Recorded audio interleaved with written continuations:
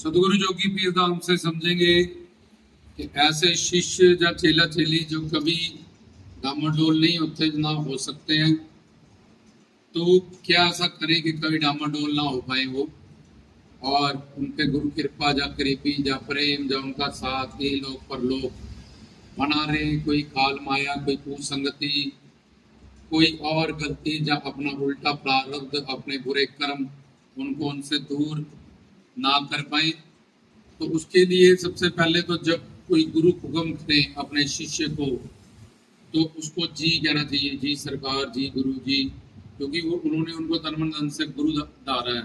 तो उनके पति, पिता, प्रथम बंधु, सखा, गुरु ब्रह्मा विष्णु शंकर, ये सब कुछ उनके लिए वही है। और भगवान जो कल्याण करेगा, जो कोई अवतार कल्याण करेगा उनका, वो इसी माध्यम से करेगा। तो अब जब भी गुरु कोई हुक्म हमें दे, तो सबसे पहले जी कहें उनके हुक्म पे, जी गुरु जी के, जी सरकार के, जी बाबा जी के, जैसे भी आप उनको बुलाते हो, जिस नाम में भी आपको रस आता है उनको बुलाने में, गुरु जी, बाबा जी या जैसे भी, लेकिन भाव अंदर गुरु वाला की हो। तो पहले उनके हर हुक्म को जी के और भी बोल जाए कि मेरे को ये हुक्म किया, वो आग से बड़ा गुरु है, मेरे को इन्होंने फोकस किया, इनके हुक्म मेरे लिए भगवान का हुक्म है, अवतारों का हुक्म है, सब देवी शक्तियों का हुक्म है। तो इस तरह से उनके हर हुक्म पे पहले जी के। अब दूसरे नंबर पे कि इनकी हर बात मेरी मन बुद्धि इंद्रियों से परे है, क्योंकि मैं कलियुगी जीव हूँ और ये संत है। ये तीनों गुणों से बाहर है, मैं तीनों गुणों के अंदर हूँ। और ये मन बुद्धि इंद्रियों से परे जो परमात्मा है, अगम अगोचर लौकिक अल्लाह गॉड वाहेगुरु, ये होगा, उसके अलग अलग नाम है। तो उनके दर्शन दीदार कर चुके हैं, जब उनका रूप हो चुके हैं, जब सच्चिदानंद स्वरूप है, तो इनकी बात मेरी मन बुद्धि इंद्रियों से परे है। और मैंने अपना मन बुद्धि तन मन धन से इनकी शरणागति कबूल के इनसे नाम लिया। इसलिए पहले नंबर पे जी करें, दूसरे नंबर पे ये ज्ञान रखें कि जो भी इन्होंने कहा वो अगर मुझे समझ नहीं आ रहा है, तो वो इसलिए नहीं आ रहा क्योंकि इनकी बात मेरी मन बुद्धि इंद्रियों और सब चीजों से परे है। और ये गुरु है, अवतारी है, संत है, भगवत स्वरूप है। तो तीसरे नंबर पे फिर भी अपने पाप या अपने कर्म या कुसंगति का प्रभाव क्या करता है, जो उन्होंने हमें सिखाया या जैसे बनाया, जैसा चलाया, वो तर्क करता है उससे कि गुरु ने ऐसा कहा, अगर मैं ऐसा करूंगा तो ऐसा हो जाएगा, ऐसा करूंगा, ऐसा करूंगा, ऐसे। तो इस तरह की बातें जहाँ कुसंगति के प्रभाव से या अपने पूरे प्रारब्ध के प्रभाव से हम पे हावी होने लगती है, हम तर्क कर जाते हैं, शंका कर जाते हैं उनके हुक्मों पे। तो उस वक्त क्या करें, उनकी शरण में जाएं कि गुरु जी मुझे ये बात समझ में नहीं आई है, मेरी बुद्धि इससे टकरा रही है, आप मेरे गुरु, मैं आपकी शरण में आया हूँ, आप मेरी रक्षा करें, मुझे समझाएं कि आपने ये जो बात किया, मैंने जी कहा इसके प्रति, और मैं तन मन धन से आपको समर्पित हूँ। मैं नहीं चाहता मेरी बुद्धि आपके खिलाफ जाए, सोचे कुछ के, और मैं नामापराध से युक्त हो जाऊं, अपनी साधना भक्ति को, अपनी सेवा सिमरन भक्ति आपके चरणों में जो प्राप्त की, इसको नष्ट कर लूं। इसलिए मैं आपकी शरण में आया हूँ। आप मेरे पिता, माता पिता, पति, प्रीतम, प्यारा बंदा, सकू सखा, सब कुछ हो।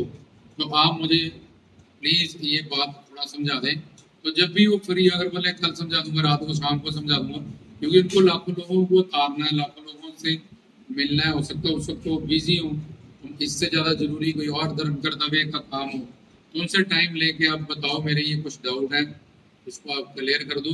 तो उनकी बुद्धि से फिर जो तुम्हें हुक्म हुआ, जो तुम्हारी जो शंकाएं, तुम्हारी जो बातें हैं, उनके पास बैठ के, हालांकि उनसे लड़ जाओ, बैठ जाओ, तर्क करो, उल्ट चलो, डिसीजन करो, नामापराध से युक्त हो जाओ, तो उनकी शरण में चले जाओ, उनसे भक्त मांगो, भक्त लो, अपने सारे डाउट, उनके पास ईश्वरी बुद्धि है, उनके अंदर ज्योत है, उनके अंदर ज्ञान है, उनके अंदर करुणा है, दया है, तो अपनी पूरी शक्ति लगाएंगे कि तुम्हें रोज समझाएं।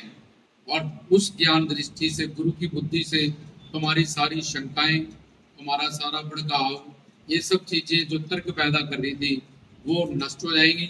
तो अब जो उन्होंने तुम्हें मार्गदर्शन किया उस चीज को तुम दिल से एक्सेप्ट करके उनके हुक्म को जब वो काम करोगे तो उसमें गुरु तुम्हारे साथ होगा। वो चाहे कोई भी काम है उसमें तुम्हारी कामयाबी होगी, उसमें तुम्हारी जीत होगी।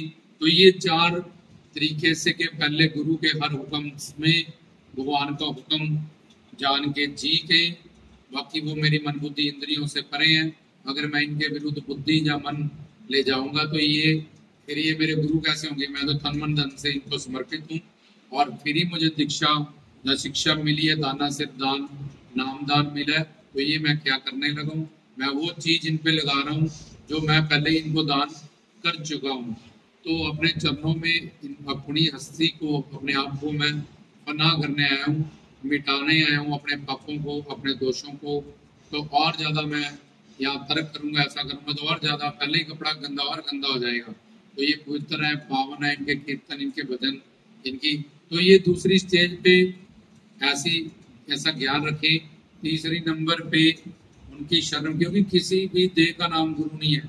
अगर तुम उनकी शारीरिक क्रिया और ये सब में को देखोगे तो तुम्हें भी गुरु का, गुरु तो एक पर्सनैलिटी, एक जोत का नाम है जो उनके अंदर है। गु मतलब माया, रू मतलब माया से निकालने वाला, गु मतलब अंधकार, रू मतलब प्रकाश। तो अंधकार से जो प्रकाश की तरफ आए, जो खुद प्रकाशित हो, उसका नाम गुरु है, ना कि किसी शरीर का नाम। गुरु है जिस शरीर में ज्योत का वास है, वो शरीर भी दिव्य हो जाता है, पवित्र हो जाता है, पूजनीय हो जाता है। तो तीसरे नंबर पे उनकी शरण में जाएं और अपने वो सारे डाउट क्लियर करें। और चौथे नंबर पे अब जब क्लियर हो गए तो जो तुमने शुरू में जी कहा था, अब तुम दिल से मन बुद्धि से उनका वो हुक्म मानोगे, उसमें तुम्हारी हमेशा विजय होगी। वो काम तुम्हारा नहीं है, अब वो गुरु का काम है। तो जब तुम मन बुद्धि ये नहीं चलाओगे तो गुरु रक्षक है, वो तुम्हारी रक्षा करेंगे, क्योंकि ये तुम उनको दान कर चुके हो। तो कोई भी चेला चेली, और ये सारा प्रवचन पूर्ण गुरुओं के लिए है। पूर्ण गुरु की परिभाषा या कामिले मुर्शद की परिभाषा हमने पिछले प्रवचनों के लिए बताई है। कोई पाखंड, डंबर, झूठ, प्रेम, ठगी या इन सब चीजों में फंसे हुए या रश भीड़ के बनाए हुए गुरुओं या थ्रोटिकल कोटा ज्ञान, रट्टा ज्ञान वाले गुरुओं के लिए प्रवचन हम नहीं देते हैं।